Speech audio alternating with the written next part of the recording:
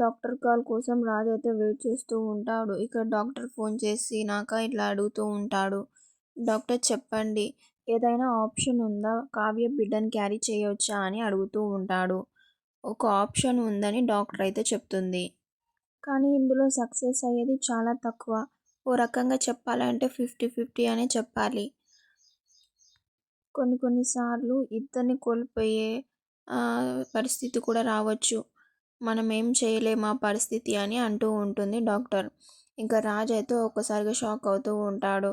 ఇంకా కోపంతో ఫోన్ అయితే కట్ చేస్తాడు. ఇక ఫోన్ కట్ చేశాక అవి అయితే ముందొచ్చి నిలబడి ఉంటుంది. ఇక రాజు అయితే అది గమనించడు.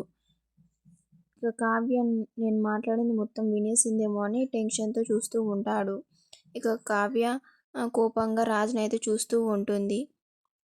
ఇక రాజు కళావతిని ఇలా అడుగుతూ ఉంటాడు. కళావతి నువ్వా? నువ్వేంటి ఇక్కడ? నువ్వెప్పుడు వచ్చావు అని అడుగుతూ ఉంటాడు. ఇంకా మాట్లాడకండి, నాకంతా తెలిసిపోయిందని ఇంకా కావ్య అయితే అంటూ ఉంటుంది. ఇక రాజు అయితే ఆ మాటకైతే షాక్ అవుతూ ఉంటాడు. ఏం తెలిసిపోయింది, ఎవరు చెప్పారు అని చెప్పేసి. ఇందాక కవి గారిని అడిగితే మొత్తం చెప్పేశారండి అని ఇంకా రాజుతో అయితే అంటూ ఉంటుంది.